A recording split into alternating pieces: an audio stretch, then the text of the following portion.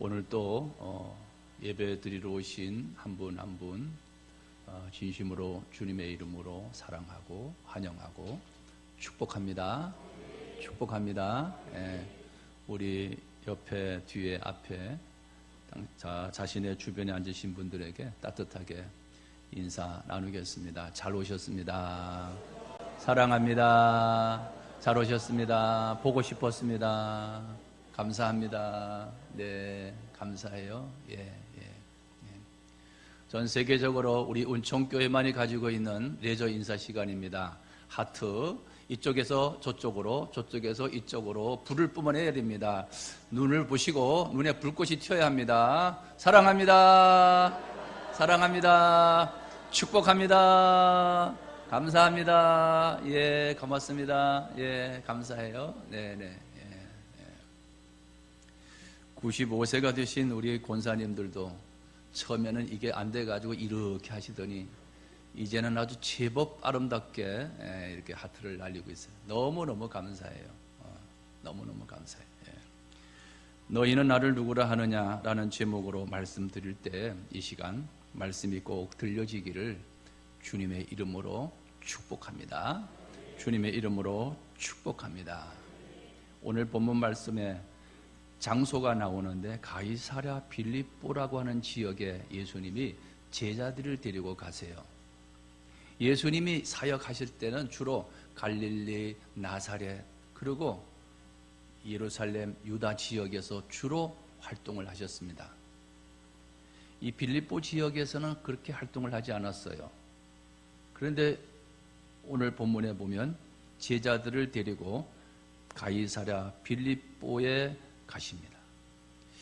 이 가이사랴 빌립보는요, 유대의 헤롯 당시 왕이 분봉왕 빌립이라고 하는 분봉왕이었는데 성경에는 그냥 다 헤롯 이러죠. 이 헤롯 왕이 로마 황제 티베리우스를 기념하기 위해서 기획적으로 만든 기획도시였어요. 어마어마한 도시를 건설했어요. 그리고는 로마 황제를 숭배하기 위한 신전을 만들어 놓았어요. 그래서 이 도시에는 유대인들보다는 로마인들이 더 많고 이방인들이 더 많았어요. 지금으로 말하면 세계 곳곳에서 황제를 섬기는 사람들이 모이는 곳이었습니다. 예수님이 제자들에게 이곳으로 제자들을 데리고 가셨습니다. 수많은 사람들이 그 황제를 섬기는 신전 앞에 줄을 서서 자신의 차례를 기다리고 있습니다. 인산인해를 이루고 있습니다. 그 모습을 예수님과 제자들이 같이 보면서 예수님이 이렇게 묻습니다. 야야야, 사람들이 나를 누구라고 하느냐 말이야. 그때 제자가 대답합니다.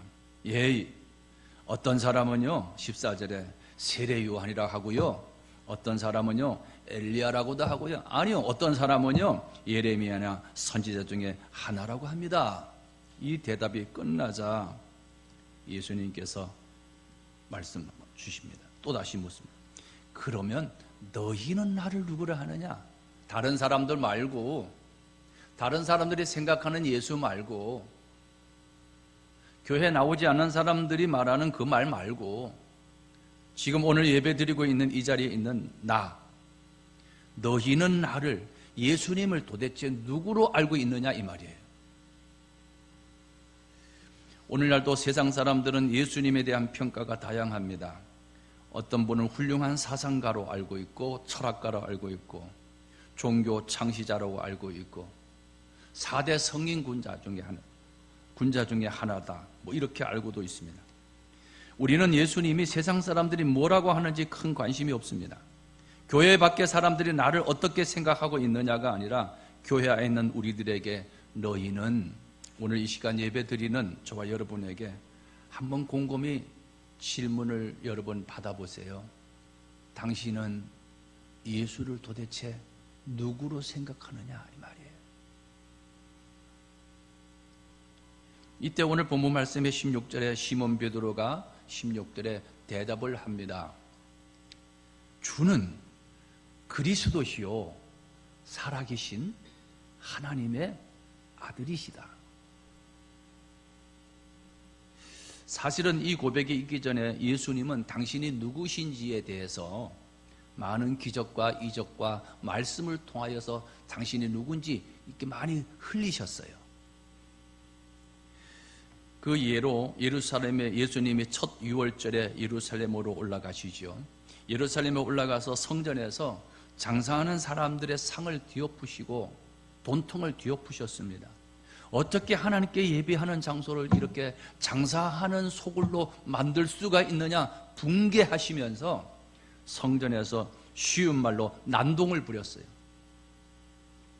그때 야, 쟤 누군데 무슨 자격으로 저런 짓 하는 거야? 알아봐.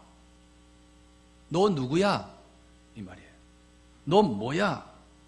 하루아침에 예수라고 하는 갈릴리 청년, 예수라고 하는 청년이 예루살렘에서 톱 뉴스로 떠올랐습니다. 예수, 그가 누군데? 무슨 자격으로? 예루살렘의 이목이 그에게 집중되기 시작했습니다. 그런 소문이 자신의 고향에서도 들려졌어요. 야, 우리 동네 사는 예수가 말이야 이번에 유월절 지키러 예루살렘에 올라갔다가 성전을 뒤집었고 난리가 났다네. 자네 아는가? 자네 아는가? 나도 들었어. 너도 들었냐? 그래 말이야. 어떻게 그럴 수가 있지? 큰일 났다 이제. 그러던 차에 예수님께서 예루살렘에서 고향인 나사렛 쪽으로 옵니다. 마가복음 6장 1절, 2절, 3절 보면 예수께서 거기서 떠나 고향으로 가시니 제자들도 따르니라. 고향으로 돌아왔습니다. 이미 예수님의 소문을 들었기 때문에 고향 사람들이 예수가 온다는 소식을 듣고 다 모여들었어요. 안식일이 되었습니다. 회당에서 예수님이 가르치십니다. 많은 사람들이 듣고 놀랍니다. 이 사람이 어디서 이런 것을 얻었지? 이 사람이 받은 지혜와 그 손으로 이루어지는 이 권능이 도대체 어찌 됨이냐? 쑥은쑥은 난리가 납니다. 이 사람이 마리아의 아들 목수가 아닌가? 그 동생 야고보, 유다, 시몬이 우리와 같이 있지 않는가? 그러면서 6장 3절 끝에 보면 예수를 배척한지라. 그들은 예수님이 어렸을 때부터 자라는 것을 보아왔고, 우리로 말하면 기저귀 차고 똥기저귀 차고 그것을 벌거벗은 목까지 다 보았던 이런 사람들이 오늘날 30대 청년 예수가 되어서 예루살렘에 가서 난장판을 피고 돌아와서 그가 말씀하시는데 권능이 있고 권세가 있고 능력이 있고 지혜가 있어 깜짝깜짝 놀랍니다. 그러면은 믿어야 될 터인데, 눈앞에서 펼쳐지는 모습을 보고 믿어야 될 텐데 이들이 믿지 않고 오히려 배척을 해요. 왜? 걔 어렸을 때부터 우리 다 자랐잖아. 개구장이었잖아. 그 동생들 다 여기 같이 있잖아. 걔 누구 형 아니야? 누구 세 번째 형이잖아. 그 누구랑 친구 아니야? 안 믿어요. 고향 사람들이 예수님을 하나님의 아들로 인정하지 않아요. 제가 성경을 읽으면서 예수님을 가장 믿기 어려운 사람들이 예수님의 고향 사람들이었겠구나. 어느 날 한 동네에서 같이 일하고 같이 먹고 목수 일하고 같이 품앗이하고 그러던 청년 예수가 어느 날 예루살렘으로 쑥 갔다 오더니 당신이 달라졌다는 거예요. 하는 걸 보니까 당신이 하나님과 동등한 사람이라는 거예요. 나는 하늘에서 왔고 당신들은 땅에서 났고 아주 이상한 소리를 하는 거예요. 그래서 성경의 배경을 보면 예수님이 미쳤다. 그래서 사람들이 예수님에게 가족에게 가서 당신의 형이, 너네 형이 미쳤다니까, 이상해졌다니까. 그래서 예수님을, 형을 찾으러 동생들이 나가지요. 예수님이 계신 곳에 가니 예수님이 너무 사람들이 많아서 예수를 만날 수가 없는 거예요. 그러니까 사람들이 예수님에게 선생님, 밖에 선생님의 어머니가 오셨네요. 당신들 동생이 지금 면회를 왔습니다요. 그래 예수님이 둘러보시고 사람들을 이렇게 둘러보시면서 누가 내 모친이냐, 누가 내 동생이냐, 여기에 앉아서 말씀을 듣고 하나님의 뜻대로 행하는 사람이 내 모친이지, 내 동생들이지. 이게 이해가 됩니까? 전혀 이해가 안 되는 거예요. 그러니까 예수님을 배척하는 거예요. 3절에 보면, 마태복음 14장에 보면 풍랑을 만난 제자들에게 예수님이 물 위로 걸어오는 사건이 기록되어 있습니다. 제자들이 배를 타고 노를 젓고 바다 위를 건너다가 큰 풍랑이 일어 거의 죽게 생겼어요. 그때 예수님이 바다 위를 저벅저벅 걸어서 오시는 걸 보고 한밤중에 이들이 유령이 귀신인 줄 알고 와 귀신이다 하고 놀라서 소리치고 있을 때 예수님이 나야 두려워하지 말아라 안심해 그리고 바다에서 배 위에 오르셨어요. 그리고 풍랑아 잔잔할지어다. 이 말 한마디에 그렇게 출렁거리던 파도가 잔잔하고 고요해졌어요. 이 모습을 목격한 제자들, 마태복음 14장 33절에 있는 말씀, 배에 있는 사람들이 예수께 절하며 이르되, 같이 읽을까요? 진실로 하나님의 아들이소이다. 옆에 있는 이분이 하나님의 아들이심을 알았어요. 그렇게 구약 성경에 그들이 기다렸던 메시아를 기다렸던 그들 메시아임을 알았어요. 이 예수님을 발견하고 나서 첫 번째 반응이 절을 하는 겁니다. 정말 예수가 누구신지를 아는 사람들이 절을 하는데 이것을 우리는 예배라고 말하는 거예요. 오늘 우리는 절을 하기 위해서 왔어요. 절을 하는 사람들은 예를 갖추지요. 복장에 예를 갖춰요.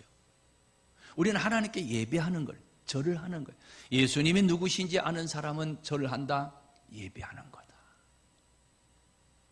예배하는 거예요. 그러니까 여기 있는 인간 예수가, 인간 청년이 하나님의 아들이라는 사실을 깨닫는 순간 이들이 모두가 엎드립니다. 왕이시라 이 말이에요. 하나님이시라 이 말이에요. 요한복음에 보면 오병이어의 기적이 나오죠. 보리떡 5개와 물고기 2마리로 5,000명을 먹이고도 12광주리나 남았다는 이야기죠. 이 기적을 행하시고 이 표적으로 말미암아 많은 사람들이 따랐고, 그리고 요한복음에 보면 예수님을 임금 삼으려고 했어요. 여러분, 경제적인 문제를 해결해 주니까요. 오늘도 우리는 대통령 선거가 되면 경제 문제를 가장 크게 다루죠. 먹고 사는 문제, 민생이라고 말하죠. 당신이 적임자라 경제를 살리겠다 이래요. 그런데 예수님이 그때 먹고 살기가 어려운 시대에 보리떡 5개, 물고기 2마리, 도시락 하나로 5,000명을 먹이고도 남겼으니, 당신들의 눈앞에서 남겼으니 당신들이 배불리 그것을 먹었던 사람들이 그냥 있겠느냐고요.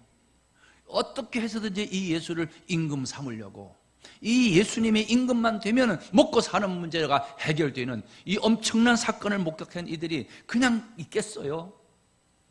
예수님을 억지로 붙잡아 임금 삼으려고 해요. 그때 예수님의 제자들을 빨리 보내시고 예수님이 이 무리들을 보내요.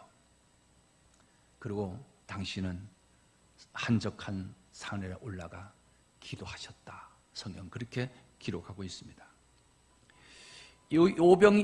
오병이어에 보리떡 5개 물고기 2마리로 이 엄청난 사건을 경험했던 사람들이 요한복음 6장 14절 보면 예수께서 행하신 이 표적을 보고 말하되, 이는 참으로 세상에 오실 그 선지자라. 예수님이 하나님의 아들이심을 점점 사건을 통해서 예수 그리스도는 자신이 하나님의 아들이심을 드러내고 있어요. 우리가 성경을 많이 읽어. 나는 성경을 몇 독했다, 필사를 몇 번 했다. 그런데 이 성경을 읽고 필사도 하고 하지 또 많은 말씀을 듣습니다. 결국은 이 성경 전체는 예수 그분이 누구신가?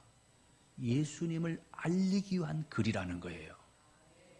그러니까 성경을 공부하고 설교를 듣고 신앙생활을 오래 하면 알수록 예수님이 누구신가가 분명해져야 바로 믿는 거예요.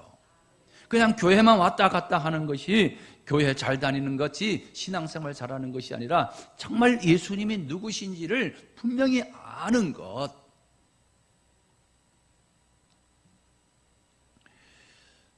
참으로 세상에 오실 그 선지자라.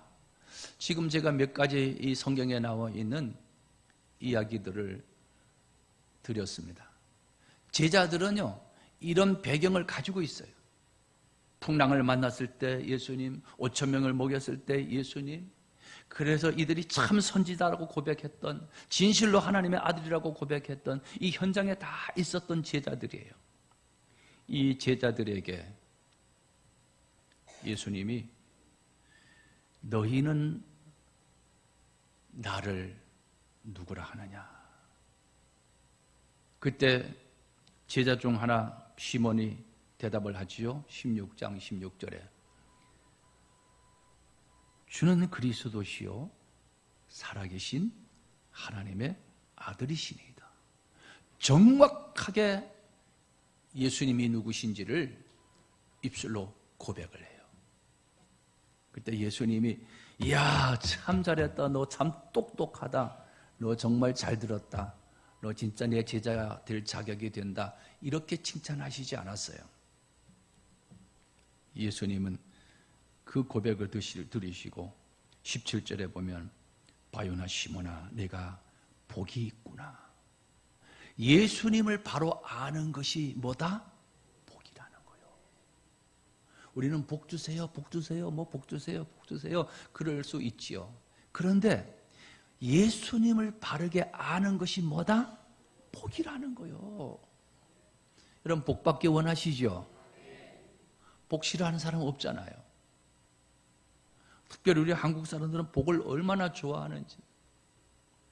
그 옛날에는 모든 그릇에도 복, 빗자루에도 복, 그냥 복자가 얼마나 많이 있는지.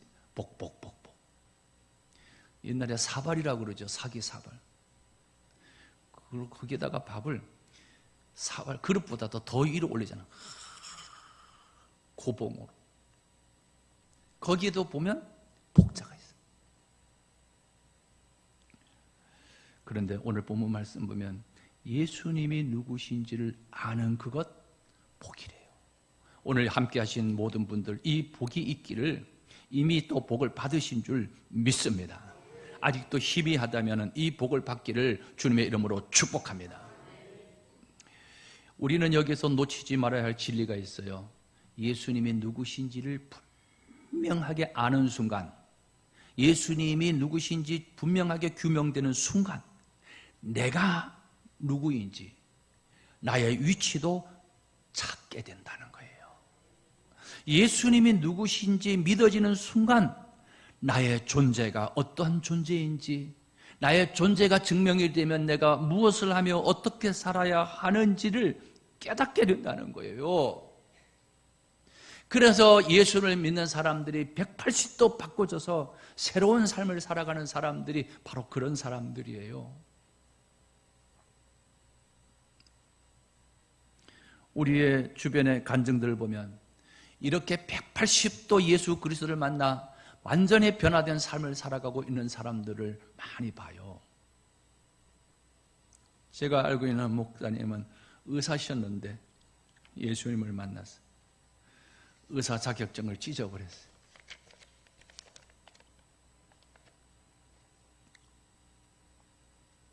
그리고 헌신된 길을 가요.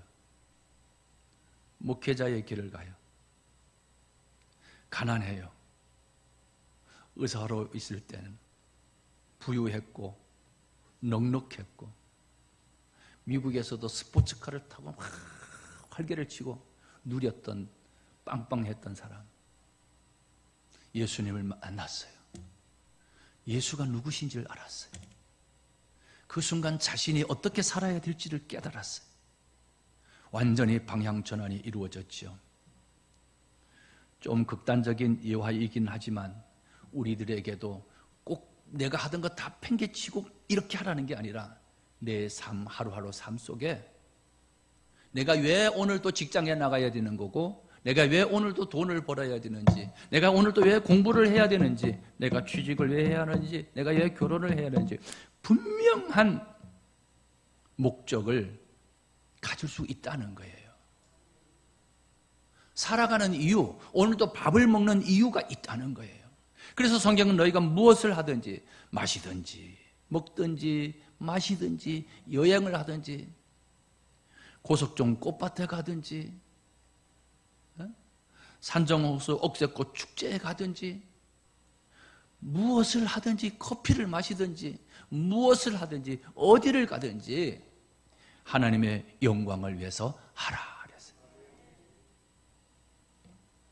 일찍이 베드로는 고기를 잡던 어느 날 예수님을 고기 배에서 만나지요.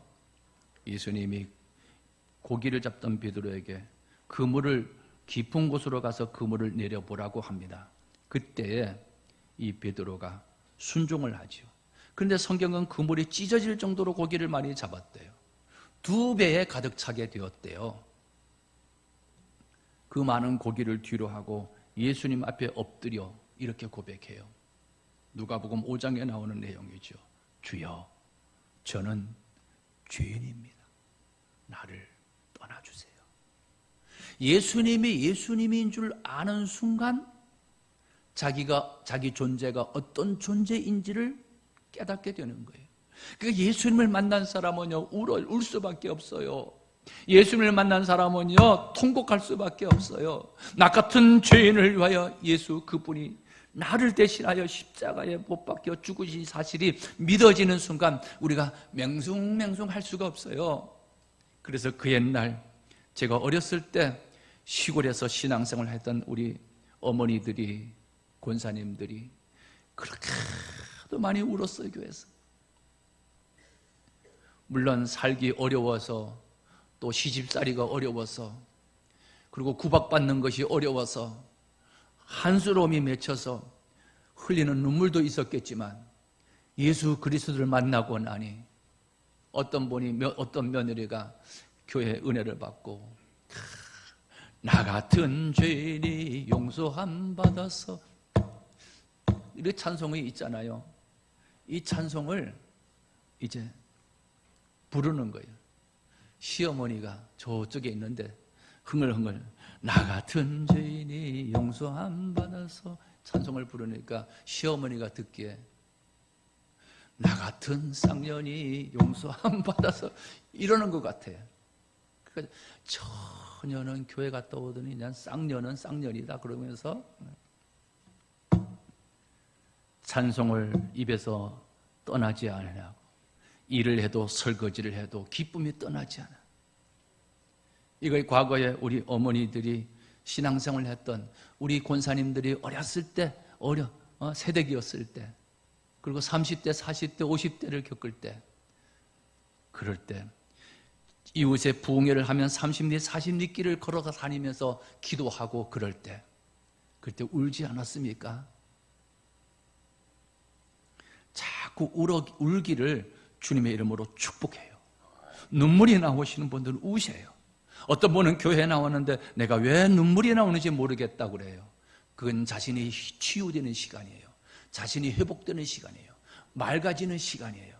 자신이 오염된 것이 깨끗해지는 시간이에요. 어떤 분은 정말 교회에 전도했는데 처음 딱 나오는데 자꾸 눈물이 난다는 거예요. 그 다음에 안 나오세요. 왜 안 나오시니까 교회만 가면은 이상하게 눈물이 나서 창피해서 못 가겠다. 이거는 엄청난 큰 축복입니다. 예수님이 누구신지 규명되어지면 자기 자신이 누구인지를 알게 돼요. 너 누구야? 어떤 철학자가 너 누구냐? 너 자신을 알라. 철학이 뭡니까? 인간이 뭔가 도대체? 누군가? 너 누구야? 우리 치매기가 있는 분들에게 그렇죠. 우리 어머니도 약간 있을 때 제가 가서 나 누구야? 나 누구야? 나 누구야? 예수님을 앞에 두고 예수님인 줄 모르면 비극이죠. 교회에 다니면서 예수님이 누구신지 모른다면 이것처럼 불쌍한 존재가 없는 거예요. 잘 먹고 잘 살아야 된다, 복을 받아야 된다, 이게 아니고 예수님이 누구신가 이 말이에요. 정말 예수님이 누구면 내가 무엇을 하며 살아야 될 것이 분명해져요. 분명해지면요, 그 분명해진 것 때문에 아무리 어려워도요 살아갈 수가 있어요.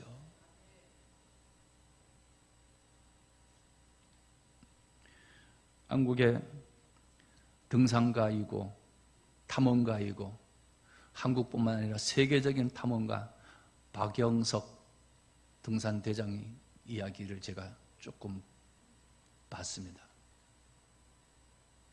산에 미친 사나이, 내가 이번 길을 나서면 죽을 수도 있다는 사실을 알면서도 내가 이 일을 꼭 이루고야 말겠다고 하는 강한 목적이 그를 이끌어내는 것을 봤어요. 영하 50도, 60도, 남극, 북극, 장갑 한 번 벗겨지면 벗겨지는 순간 동상이 걸린, 거기에 못하러 갑니까? 세계 최초로 이루지 못한 이 일을 내가 이루리라. 목적이 분명하더라고요. 우리가 주님을 만나면 내가 살아가는 목적이 분명해져. 내가 왜 이 박씨 집에 시집을 와서 사는지, 내가 왜 공부를 하고 그동안에 이렇게 살았는지, 그 모든 것이 자산이 되어서 내가 어떻게 살아가야 될지가 분명해진다는 거예요. 모세가 소명을 받았을 때 모세가 그러죠. 하나님께 당신이 누구십니까? 도대체 당신이 누구십니까? 당신이 누구십니까? 라고 하는 질문에 내가 누구이기에 애굽에 갑니까? 두 가지였어요. 모세는 하나님이 창조주이신 하나님이 하나님이심을 알았어요. 그리고 내가 누구인지 무엇을 해야 하는지를 알았어요. 존재가 증명되어질 때 소명이 증명되어지죠. 그래서 그는 내가 왜 살아야 하는지 깨달았어요. 그래서 순종하고 애굽으로 가는 거예요. 바로의 궁으로 가는 거예요. 내가 누구인지도 모르고, 우리는 일부터 하니까 내가 누구인지도 잘 모르고 예수를 잘 만난 경험도 없는데 일부터 맡기니까 흔들리는 거예요. 예수님은 주는 살아계신 하나님의 아들이시니이다 라는 고백을 들으시고 바요나 시몬아 내가 복이 있도다. 복이 있다. 나의 신분이 결정되고 나의 존재 자체가 결정되어졌고 무엇을 하며 어떻게 살아야 될 것인지 확실해졌기 때문에 너는 복이다. 그런데 이 고백을 드릴 수 있는 사람이 복받은 사람인데, 이 고백을 드리는 사람은 가진 것이 없어도, 배우지 못해도, 몸이 몹시 아픈 사람이라 할지라도, 가정과 사업에 실패하여 딱한 사정 가운데 있다 할지라도 이 복, 예수님이 그리스도시고 살아계신 하나님의 아들이시니다 라는 고백은 드릴 수가 있고, 이 복은 누구든지 받을 수가 있어요. 그래서 구원은, 천국의 문은 활짝 열려 있어요.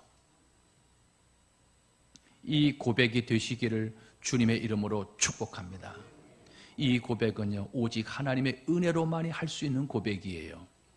마태복음 16장 17절에 예수께서 대답하여 가라사대 바요나 시몬아 내가 복이 있도다 하면서 그 뒤에 이를 내게 알게 한 이는 혈육이 아니요, 내가 지금 대답을 잘했는데 그 대답은 내가 한 것이 아니요, 하늘에 계신 내 아버지시니라. 하나님이 알게 해주셔서 그렇게 되었다는 거예요. 자기 스스로의 지성과 이성과 상식을 가지고는 하나님을 알 수가 없어요.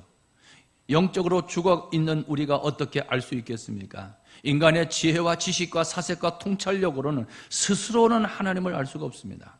하나님을 알게 하는 계시의 은혜가 임할 때 가능한 거예요. 보세요. 야, 아담이 죄를 지었기 때문에 너가 죄인이야. 기분 굉장히 나빠요. 우리는 아담 못 봤어요. 몇 천 년 전의 사람이에요. 근데 그 할아버지가 죄진 게 나랑 무슨 상관이 있어? 이게 성경이잖아요. 웃기는 이야기잖아요. 처녀를 통해서 아들을 낳았다네. 그가 하나님의 아들이라네. 웃기지요. 유치하지요. 근데 그 예수가 골고다 언덕에 십자가를 지고 죽으셨는데 나를 위해서 죽었다고? 2000년 전에 그 사람이 살았었는데 2000년 후에 살아가고 있는 나를 위해 죽었다고 웃기지도 마라. 예수 믿고 교회 나가 예수 믿으면 죽어 하나님의 자녀가 되고 죽어 천국 간다고? 사실 성경을 보면 참 유치하고 비상식적이고 그래요. 그런데 험난한 인생을 살아가던 사람, 너무 힘들고 어려워서 정말로 그루터기라도 붙잡고 싶은 사람들이 교회를 찾아오는 경우가 많아요. 그들이 어느 날 우연히 찾아와 복음을 듣습니다. 설교를 듣습니다. 가기 싫었지만 타이반 자이반으로 누가 교회 좀 가자 그러니까 교회에 참석했습니다. 야, 이번 수련회 꼭 참석해봐, 부흥회 꼭 참석해봐. 그래서 참석했습니다. 거기서 설교를 듣습니다. 복음을 들었습니다. 어느 날 순간 은혜를 받으니까 그것이 믿어지기 시작했어요. 나 같은 사람을 위해서 전능하신 창조주이신 그 위대하신 그 높으신 그 하나님이 나 한 사람 구원하기 위하여 십자가에 못 박히시고 제물 되어 주셨다는 사실이 확 믿어졌어요. 확 돌아가기 시작합니다. 이 감동과 이 감격, 구원의 감동과 구원의 감격, 미칠 것 같은 것. 너무 사람이 구원의 감격이 크면 울어요. 올림픽에서 금메달 따면 울어요. 챔피언이 원투 선수가 챔피언 벨트를 매면 울어요. 이 엄청난 감동과 감격, 구원의 감동과 감격을 받은 사람들이 하나님 앞에 나와 예배하는 거예요. 하나님 앞에 나와 찬양하는 거예요. 예배를 잘 드림으로 구원받고 하나님의 자녀가 되고 천국 가는 것이 아니라 이미 예수 그리스도가 누구신지 신앙으로 고백되어져서 확 믿어지는 사람이 주님을 찬양하고 높이고 예배하는 거예요. 그러니까 차원이 다르죠. 구원받은 사람 얼굴이 밝아야 돼요. 아멘입니까? 좋은 일이 있는 사람은 얼굴이 어떻다? 총각 처녀가 옛날에 연애를 하면 동네 어른들이 그래요. 아주 그냥 처녀가 얼굴이 야, 너 누구 생겼지? 에이, 바른 말을 해. 아니, 누가 생겼구만. 틀림없었어요. 구원의 기쁨, 천국을 발견한 사람, 예수 그리스도가 누군지 진짜 아는 사람, 얼굴이 확 펴야 되는 거예요. 낙하산은 펴지지 않으면 죽어요. 얼굴도 확 펴져야 사는 거예요. 아멘. 우중충 해가지고 안 그래도 이 가을에 비가 참 많이 오는데 얼굴까지 우중충 해가지고 그러지 마시고요, 웃으세요. 아멘. 교회 갔다 와가지고 하고 웃으면 들어가요. 밝은 에너지. 아멘. 그냥 교회 갔다 왔는데도 그냥 거기 푹, 아유, 오늘 목사님 얘 설교는 길게 하네. 이제 아유, 허리 아파, 혼났네. 이게 아니라 구원의 감격과 기쁨, 확 에너지를 얻어, 위로부터 주시는 하나님의 성령의 에너지를 얻어 기쁘고 감사하고. 아멘입니까? 아멘입니까?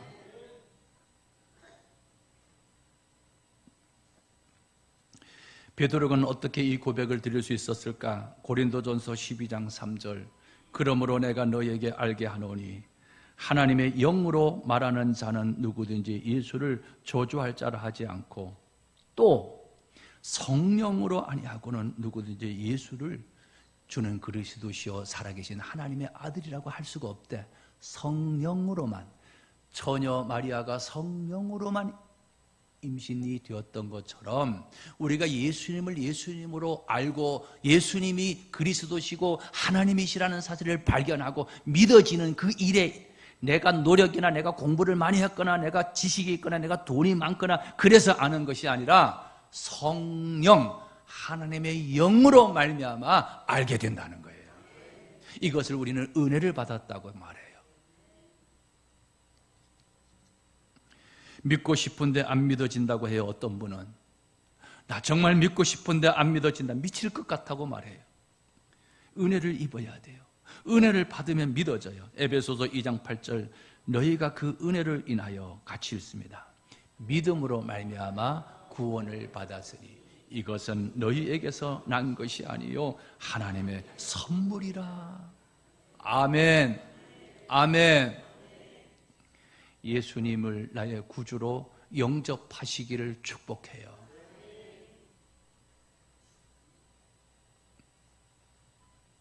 천국과 지옥이 없으면 교회 나오는 사람 미친 사람이죠. 가장 불쌍한 사람이죠. 돈 바치고 시간 바치고 남 놀 때 놀지 못하고 이 아까운 시간 평생 교회 가서 이렇게 미친 사람들이 어디 있을까요? 그러나 천국과 지옥은 분명히 있어요. 잠을 자면 꿈의 세계가 있듯이 죽어봤어? 천국 가봤어? 아니요. 무식한 소리예요. 내가 본 것만 믿습니까? 공기가 보입니까? 그러나 있잖아요. 안 보여도 분명히 있잖아요. 가보지 않아도 분명히 있잖아요. 꿈의 세계가 있듯이 나는 여기서 잠을 자고 있지만 또 다른 나가 있듯이 우리가 죽으면 끝이 아님을 성경은 우리에게 분명히 말씀해 주고 있어요. 그런데 그 천국에 가는 비결은 예수 그리스도를 믿음으로만 간다는 거예요. 불교를 믿어서 다른 종교를 믿어서 비난이다 해서 내가 좋은 일을 많이 하고 착한 일을 많이 하고 그래서 천국 가는 것이 아니라 내가 곧 길이요 진리요 생명이니 오직 예수. 내 죄값 때문에 내가 지옥 가는데 그 죄를 예수님이 담당해 주셨기에 나는 이제 죄를 벗어버리고 죄가 없어졌어요. 그래서 의로운 자가 되었어요. 그래서 천국 갈 수 있는 자격이 우리에게 주어지게 된 거예요. 예수 믿으시기를 바라요. 교회만 나가지 마시고요. 교회만 나가지 말고 예수님을 믿으시기를 바라요.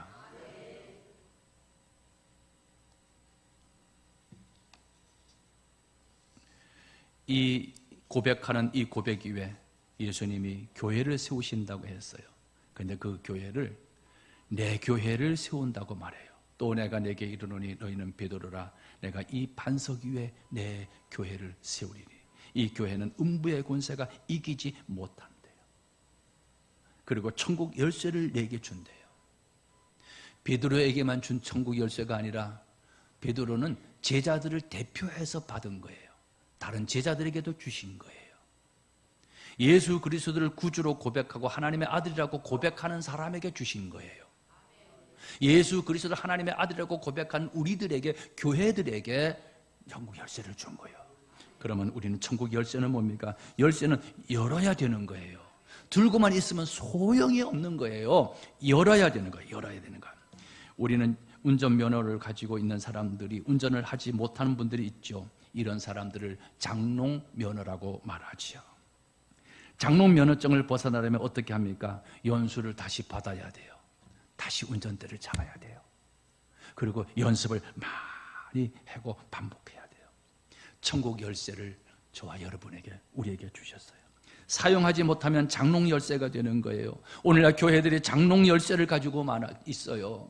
오늘날 성도들이 장롱 면허증을 가지고 있어요.